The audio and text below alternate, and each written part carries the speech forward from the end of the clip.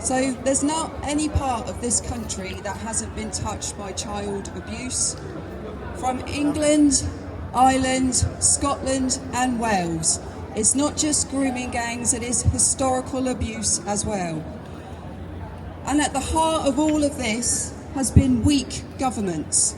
Weak governments who don't do enough to protect our children. Time and time again they promise us that things will change, that lessons have been learned, but they don't change anything. Not far enough do they change anything. So we're here today, this is the 5th leg of our Northern tour.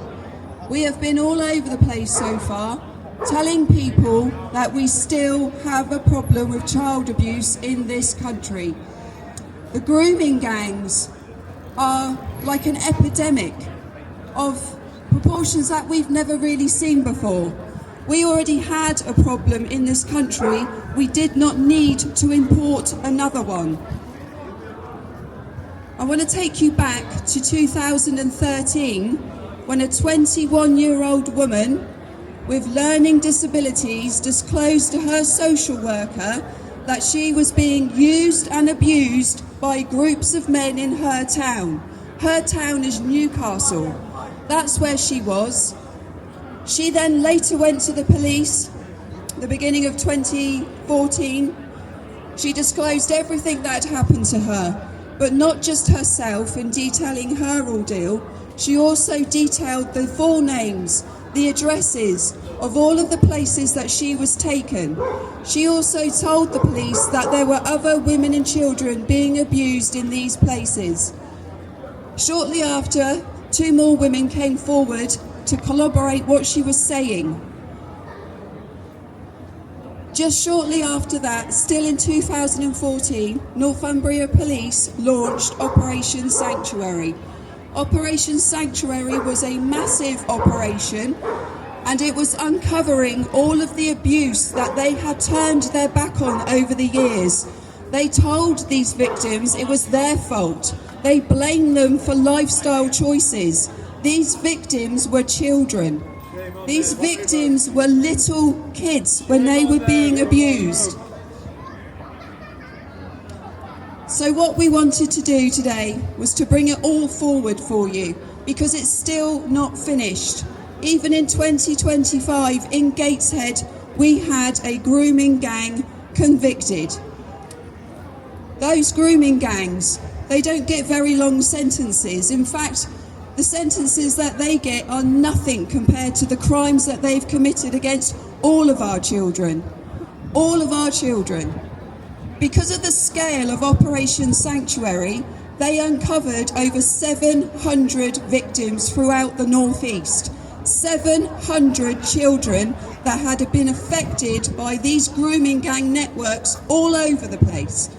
All over. Just imagine, not just here in Sunderland, not just in Newcastle, but in Tyneside as well, and in Gateshead. It's just too big a proportion, it's too big a scale to even measure what is going on here. And we want accountability. We want all of those people who turn their backs on our children to be held account.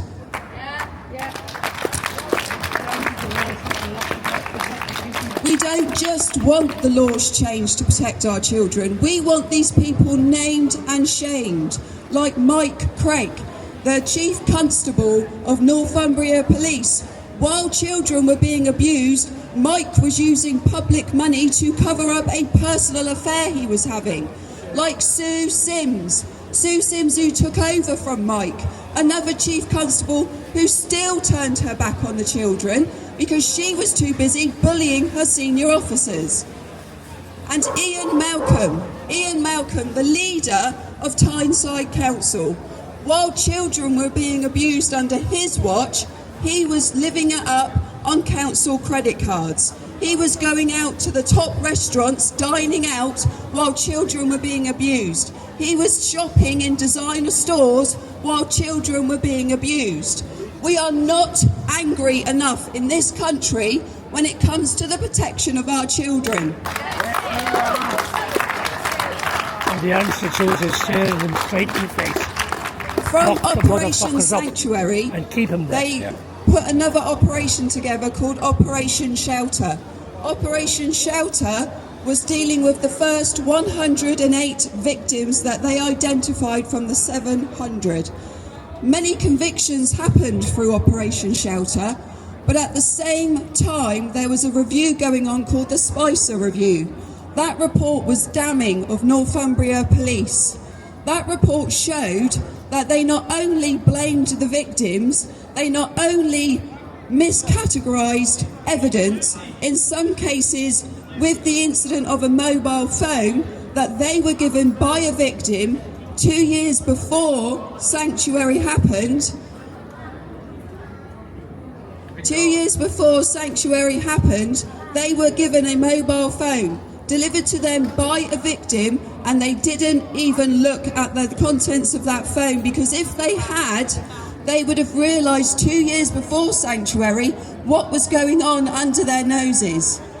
This is not about colour, this is about protecting our children, because white people abuse children, Pakistanis abuse children, Bangladeshis abuse children, Turks and Romanians, all right here in the northeast.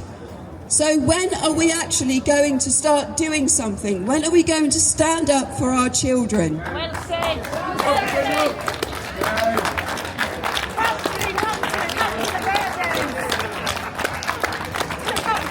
We have a national inquiry which is being carried out by a Labour government. A Labour government that has spent decades covering up the abuse of children. This inquiry, it plans to actually identify the people who turn their backs on them. So we will see what actually happens. But the only town that has been officially recorded as going to is Oldham. We need to write to our MPs and our areas that have been affected by grooming gangs and demand your area is added to the inquiry. Because if it isn't added, then they aren't going to come to you. They're not going to willingly go to a town because they're the ones that have covered it up. It's been a Labour government. A Labour government, time and time again, in every single council that has been run, that has not convicted and believed the victims, has been Labour. Labour-led, Labour-run. So we want this inquiry to be the proper inquiry, to finally bring those to account that have abused your children.